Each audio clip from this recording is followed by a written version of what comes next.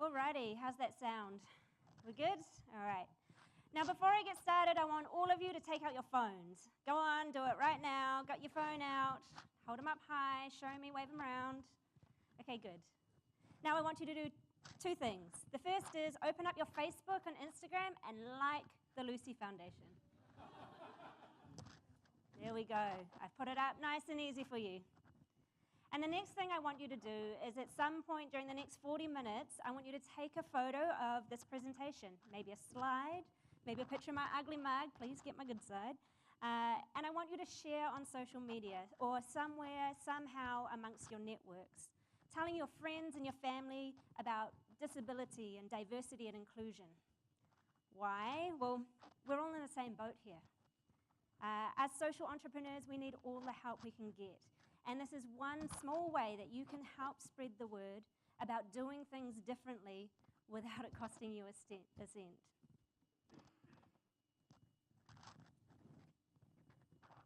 You all good? Alrighty, a group of scientists placed 5 monkeys in a cage, and in the middle, a ladder with bananas on top. Every time a monkey went up the ladder, the scientists soaked the rest of the monkeys with cold water. After a while, every time a monkey would start up the ladder, the others would quickly pull it back down and beat it up. After a time, no monkey would dare try climbing that ladder, no matter how great the temptation at the top. So the scientists then decided to replace one of the monkeys. And the first thing the new monkey did was start to climb that ladder.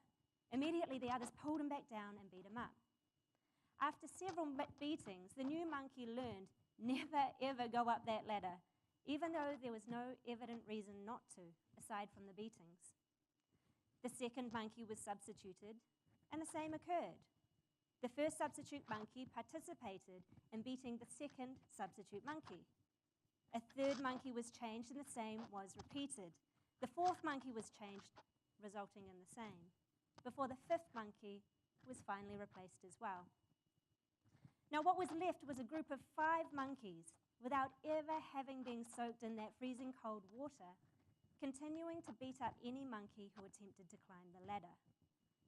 When the scientists asked the monkeys why they beat up all of their friends who attempted to climb the ladder, they answered, "We don't know. It's just always been done that way." Kia ora koutou. As introduced, my name is Robbie. New Zealand Sign Language Robbie. I usually wear glasses. Now, I just wanted to say a huge thank you first to Dr. Susan and the Fairfield Trust for bringing us all together for such an awesome event. You know, having spoken with many of the stall holders and the attendees at this conference, it's really struck me how important it is for us as social entrepreneurs and people working in this field to fill up our own cups at events like this. Fill up our cups with peer support, encouragement, and the camaraderie that only those of us have traveled on this hard road share. This is an incredibly hard road, and my heart goes out to all of you who are on it because I know what you're going through. So now is the time to fill up our cups after giving so much of our own lives, our time, our araha, our effort, our everything to our passion projects. Thank you. So, well, I am 30 years old. I'm a senior disability rights researcher. I'm not really senior, at the Donald Beasley Institute. I'm the co-founder and the director of the Lucy Foundation, and I am a proud disabled woman. My life is a chaotic, eclectic mix of research, business, activism, advocacy, and jobs that simply pay the bills. And at the heart of it all, across all of these things, is a drive to build a foundation from which inclusion, access, and diversity for all people can begin to grow. And today I want to talk to you about just that. I want to talk to you about doing things differently.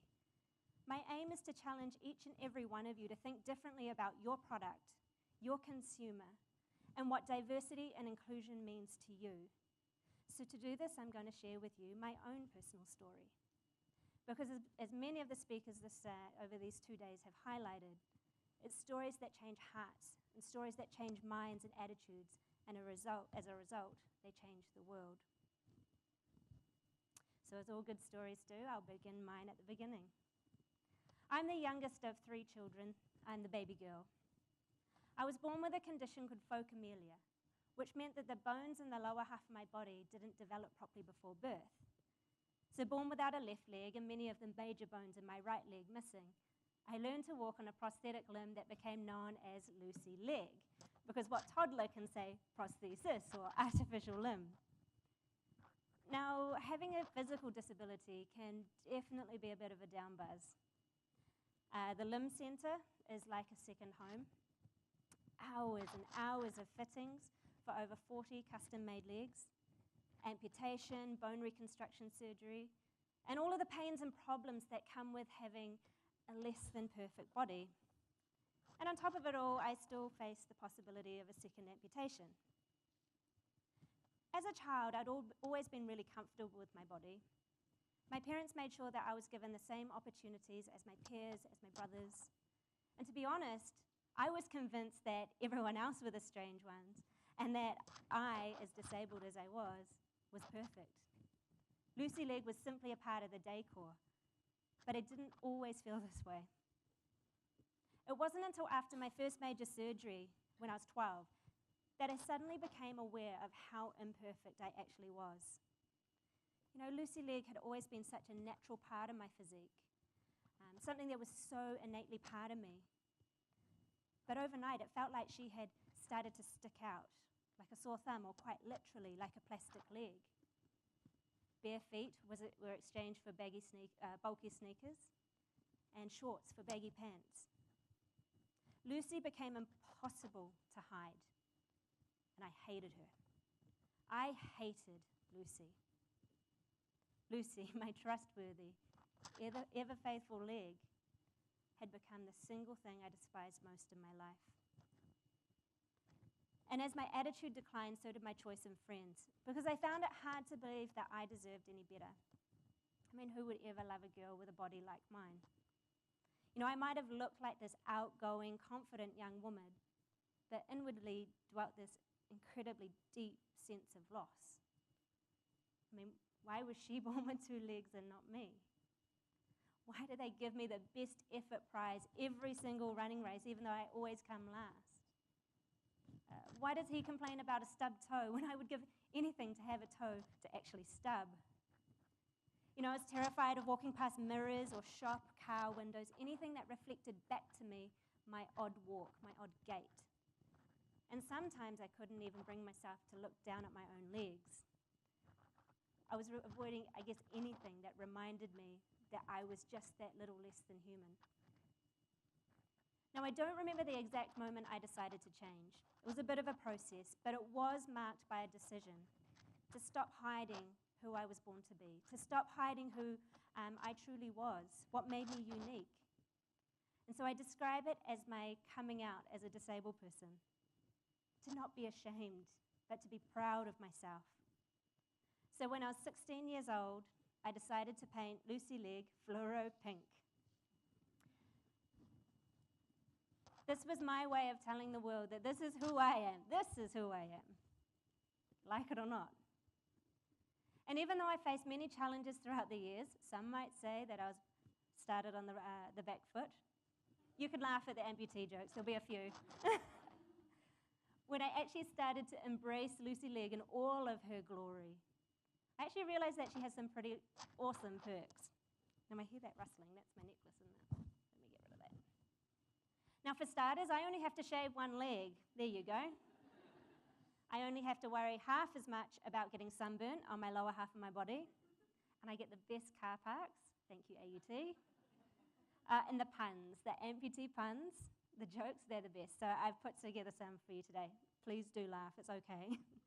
Okay, what do you call a girl with 1 leg? Eileen. Where can you find a dog with no legs? Where you left him. What do you call a very religious woman with no legs? None. And I've got one more for you. See how awake you are.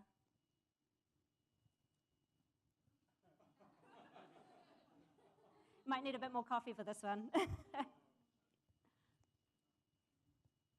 Now, even though I had come out as a disabled person, right, I still didn't really consider myself disabled. I still considered myself different from those disabled people, those ones who weren't like me. And I didn't really engage with them. So in 2014, when I was given the opportunity to intern for a disability rights organization in Mexico City, I was a bit nervous about it. I hesitated. But the challenge was set and I couldn't back down. Now, as an intern, as part of my job, I had to document the absolute atrocities being committed against disabled people in Mexico City and Latin America. Unlike New Zealand and many countries around the world, disabled people receive no support. Physical and emotional abuse, torture, forced sterilization, lobotomies, psychotropic drugs, restraints, trafficking for sex, trafficking for labor, disappearances, unexplained deaths. This list just goes on and on and on. In fact, in an official statement from the Mexico Human Rights Commission, they described it as an ethnic cleansing of disabled people in their country. But it wasn't until I had actually visited one of these places, a place for people like me, that the horror of it all hit. To help take you into this experience, what I would like to do is read to you a journal entry that I wrote after going undercover into a state-run psychiatric institution. The photos that I'll show you were taken by a New York Times reporter who also went undercover with us. I thought I had prepared, but nothing could have prepared me for the experience of visiting this place. The first shock was to my sense of sight. I noticed a huge lack of security and staff, very few locked doors and no private spaces. It soon became clear that security wasn't a big issue. Indeed, almost all of the patients were inebriated by psychotropic meds that produced vacant stares, shakes, and a general sluggishness. We stopped to listen to a staff member explain that this institution houses over 300 people. A van roams Mexico City searching for homeless disabled people who the authorities then force into the institution for an indefinite period of time. From there on out, the patient loses every human right they have. Some patients were restrained with drugs, physical constraints, and isolation rooms, practices that the UN has called torture. There were no activities for the residents who were left to wander the facility unsupervised. While violence is not tolerated, sexual abuse and rape is. Everywhere I looked, young, old, withered, calloused, bleeding humans were sprawled across concrete and dirt. Some were lying face down in the wet grass, while others pressed frantically, haunted by unseen ghosts. The second assault was to my sense of smell. With only 2 working toilets for 300 people, the stench was sick. As we walked from building to building, it was essential that we watched our step as we sifted our way through human feces and urine. An alarming lack of ablution facilities, fresh water, nutrition, and medication had resulted in a range of serious gastrointestinal illnesses. Furthermore, an unfixed blocked pipe had caused a sewage drain to overflow into the bedrooms. Even the walls were smeared, left squalid for God knows how long. However, perhaps the most unforgettable incursion was on my sense of hearing and touch. As we followed the staff member, patients stirred from their stupor and took an interest in us. They offered a mumbled greeting or an open hand, desperate to be held. Some talked of cases of abuse in the institution, and others simply craved an opportunity for human contact with outsiders. So I was there. Saw it, smelt it, I heard it, and I held their hands, and then I walked away.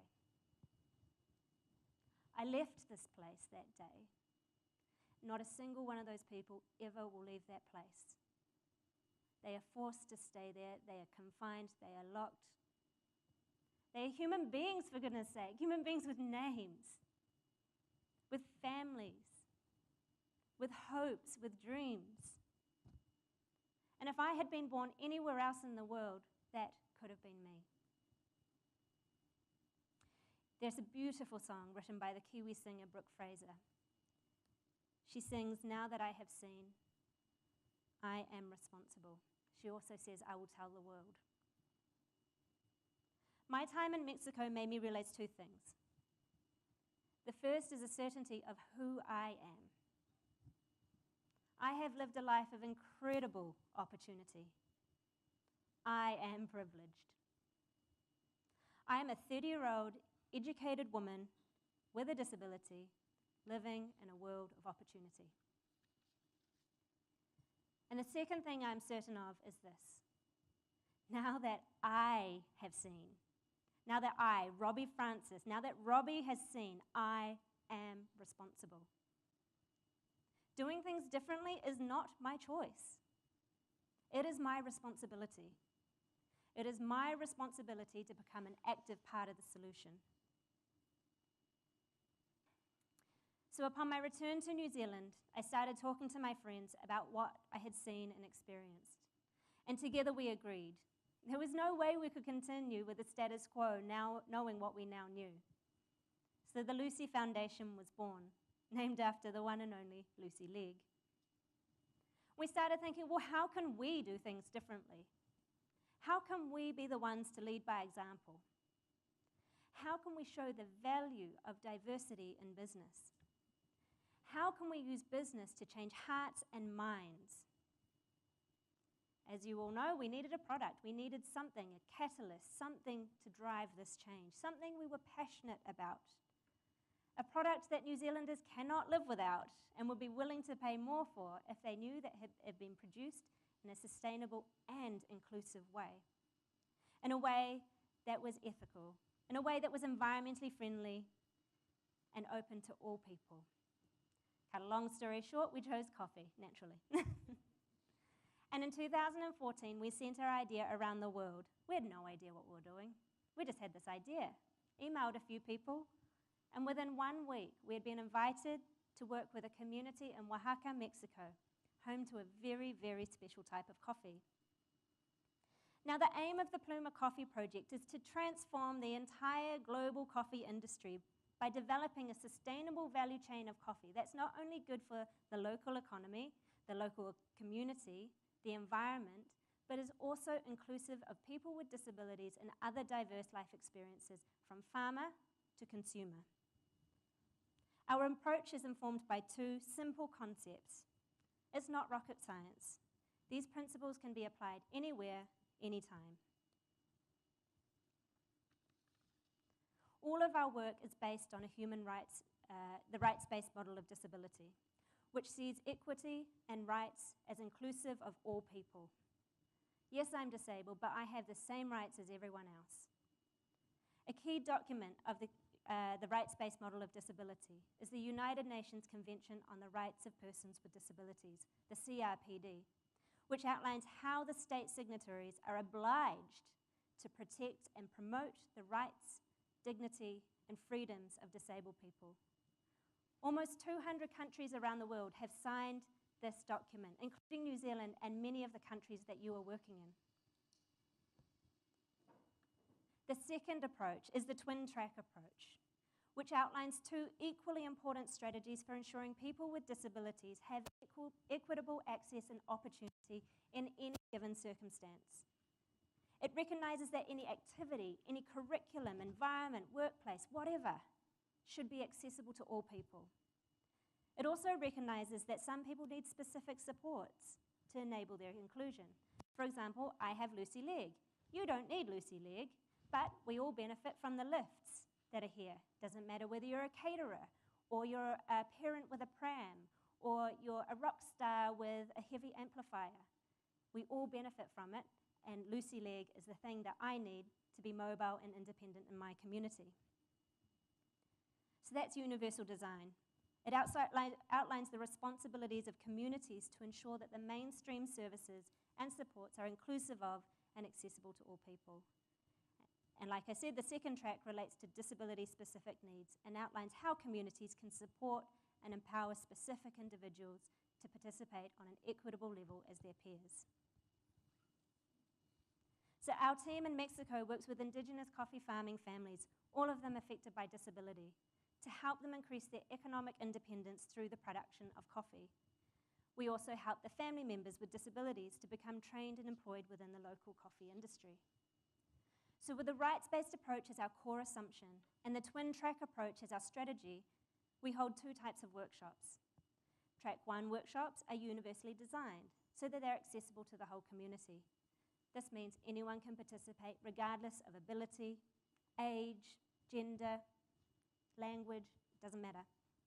Workshops include beekeeping, barista coffee training, harvest techniques, organic agricultural processes. And not only do the workshops promote economic, community, and environmental well-being, but they provide opportunities for people with and without disabilities to work together for a common goal, changing hearts, changing minds about what can be achieved. The second track workshops are for community members with disabilities. These workshops are much smaller and provide opportunities for people with diverse abilities to grow their skills, knowledge, and confidence in preparation for the workforce. So I just received these photos this week. Not only did they hold a universally designed community workshop on organic fertilizers, which were then administered to the coffee plants, the team also hosted a workshop on hand sorting coffee, how to sort the bad beans from the good beans. This ensures a higher quality product and a better purchasing price. And the guys are then paid above the local going rate to sort the green coffee before it's shipped to New Zealand, which should arrive in April.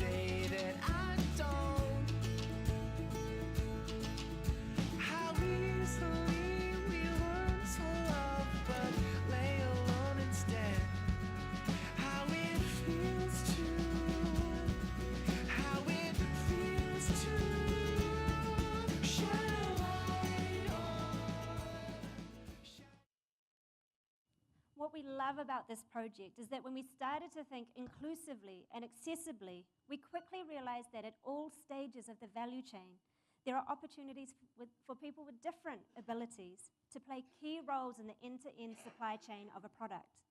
So on the ground, as you saw in the video, this includes everything from planting the seedlings to picking the coffee cherries, hand sorting, processing, packaging the green beans for export to New Zealand.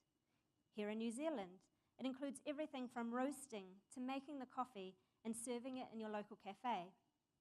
So together with our local New Zealand business partners, we have created what we believe to be the world's very first inclusive value chain of a product, from the farmer in Mexico to the consumer right here out in the stall today. Remember the story I began this presentation with, the one about the monkeys. What was left was a group of monkeys that, without having ever been soaked in the cold water, were continuing to beat up their friends who attempted to climb the ladder, just because that's how things have always been done. I've heard it said that the most dangerous phrase in the English language is, "It's always been done that way." We live in a world that is driven by capitalist values, competitiveness, productivity, profitability, values that have left me and my community behind. You know, I've spoken with countless business people owners, even social entrepreneurs who sympathize with our high unemployment rates, our poverty, our low levels of education, our lack of access to adequate health care, our low literacy levels. On that note, Women's Day yesterday, did you know that, using the terminology Global South, in the Global South, 99% of girls and women with disabilities are illiterate? We face higher abuse levels, higher physical and sexual abuse, higher trafficking, simply by having a disability, something that's beyond our control. But you know, these people who I talk to, they pat us on the back and they sympathize, but they're simply unwilling to compromise their bottom line and profit margin. So why should we care?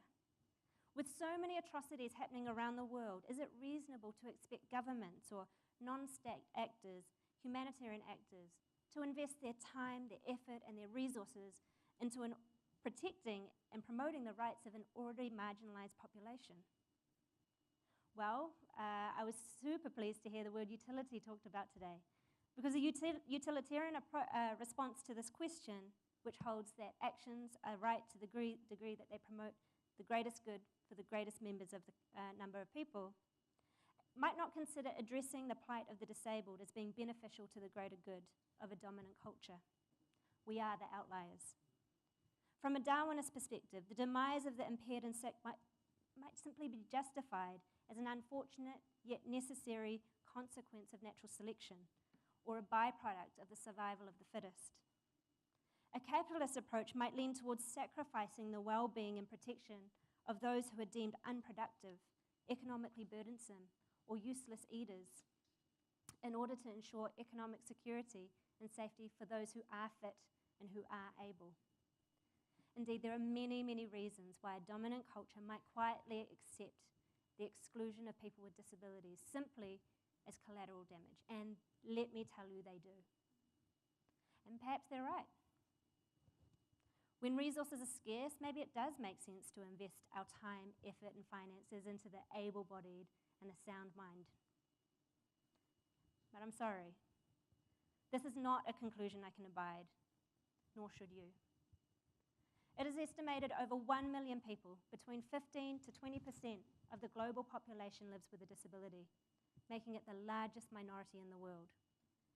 In New Zealand, according to the 2013 Disability Survey, 24% of our population identified as disabled. That's 1/4 of our population. The disability community is the only minority in the world that any of you can join at any moment without no say in the matter. Disability affects all people, even if simply as part of the aging process. Disability affects every single one of your producers, your workers, your clients, your customers. Disability affects you. So is it possible to do things differently? Is it possible to shift our values within business to things like loyalty and some of those things that have been talked about today?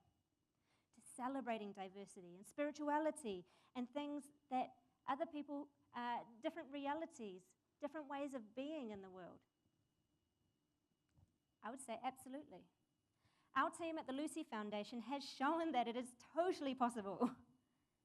And when you look at the likes of business allies here in New Zealand, so we're talking Able Coffee Roastery, Coffee Educators, Barista Training School, and the countless other, often small businesses, who are embracing inclusion and diversity and access within their business, within their workplace, I actually believe that we, as Kiwis, are on the cusp of leading the change. That is, Kiwis who have decided to climb that ladder and do things differently than have always been done. Now, I know that I'm a strong, proud, disabled woman who, with every fiber of my being, is attempting to do things differently. Now, do I get people doubting me, trying to stop or discredit me? I sure do. Does my own team have our own monkeys pulling us down, beating us up because we've dared to climb the ladder and do things differently, make a difference? You bet. But instead of focusing on the able-bodied and sound-minded majority, we are focusing on the most marginalized, the most affected by climate change, the most affected by trafficking, the most affected by unemployment, and the most affected by capitalism. Because we know that from our experience that when you get it right from the most marginalized, you get it right for everyone. In the words of Catalina Devenda, Special Rapporteur on the Rights of Persons with Disabilities. That one? By investing in recognising in the rights of persons with disabilities, we're in fact investing in the full recognition of the concept of universality of human rights. When we advance the rights of persons with disabilities, we are advancing the rights of every single group in society. Challenging traditional capitalist business is one of the hardest and most difficult tasks in the world, but we know it works. We care about what we do so much that we would rather take that risk of being soaked with freezing cold water or being beaten than doing things how they've always been done and maintaining the inequality and depravity experienced by the most marginalized in our community. In closing, if there was one thing I wanted you to take away from my presentation, it is to ask yourself these questions. How does my business, my ideas, my passion project promote and protect the rights and the dignity of the most marginalized within the communities I work in? How are people who are blind, who are deaf or wheelchair users, or maybe they have autism or a learning disability, impacted by my employee recruitment strategy, our workplace environment, our product or our customer experience? And finally, does the ethos of my ethical enterprise reflect the diversity of the community I serve? Thank you very much.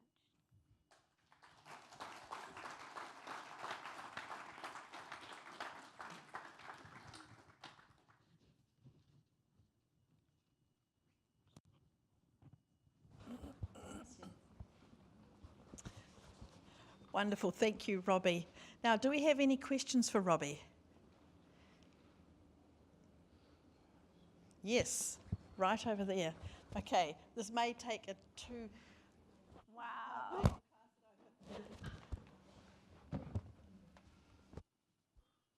Not so much a question as I'm someone who has an invisible illness, and I just want to say the work that you've done is really inspiring, and thank you from the bottom of my heart for helping people like in our community. Thank you. We got this. Hi, thank you. That was very inspirational. I've often thought the whole word disability, I know you're in policy, advisory and all of that, is that sometimes that gets debated whether to change that word. Yeah, is that because in my world you're very able. Yeah. I don't see it, and that's often, that whole discussion, is that ongoing still? Absolutely, and there's even people within my community who disagree, and that's totally fine. When I have the microphone, I get to identify how I want to. Yeah. And so that's why I'm very passionate about identifying as a disabled woman, because for me it is very important to take the negative connotations out of it. And actually it's a badge of honour about my journey and where I've come from, and I'm really proud of that. For other people, it is still really strongly associated with negative exclusion and stigmas. And so usually what I would do is I would just gauge in a conversation with a person the language they use, and then I would use the language that they're comfortable with. But as I said, when I've got the microphone, I get to use what I want. But it's always being debated, yes. Yeah, cool.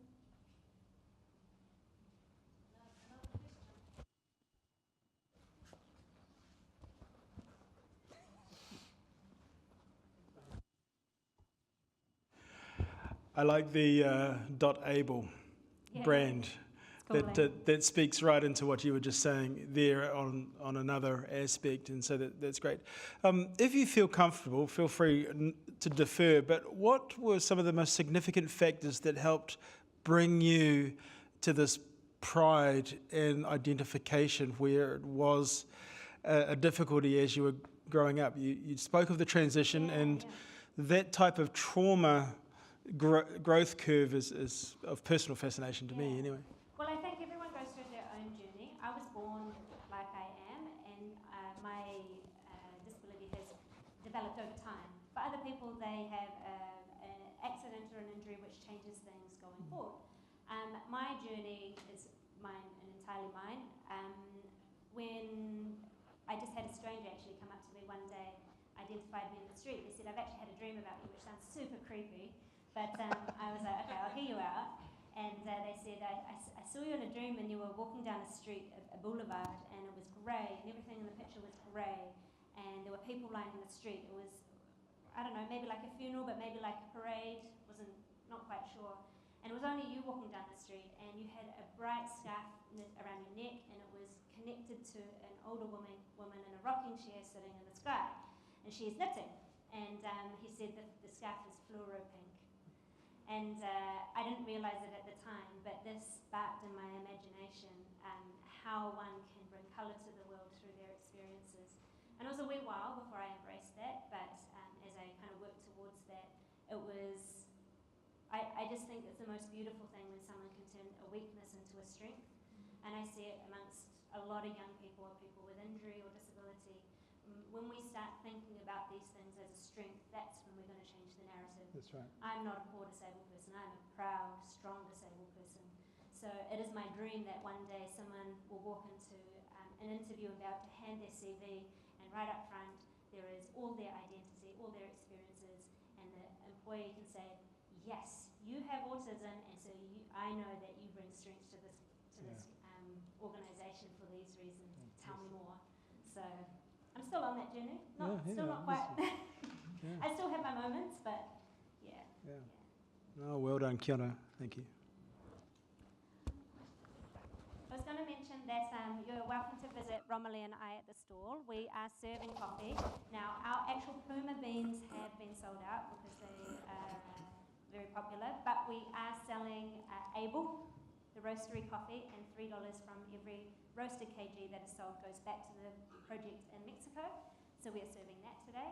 And we've also got a jar where you can put your business card or contact details in, and we'll maybe get Dr. Susan to help us draw a name out at the end of today, and you can win a 6-month subscription of Able Coffee. So please come by. Wow, that sounds fabulous. I just have one question, and maybe other people know this, but my question is, where do we get your coffee? Is it only wholesale or cafes or? At the moment, so we are bringing in small quantities because they are small farm. They have small areas of land. It can be bought online through Able Coffee Collaborative, which we've got the cards for and contact details for. It is also sold, it is used at the Coffee Educators Barista Training School, which supports people who face barriers to employment here in New Zealand to work within the coffee industry. And it's also sold at Colab Cafe in Lower Hutt. And we've got plenty of requests for more coffee, we just can't get it quick enough. Okay.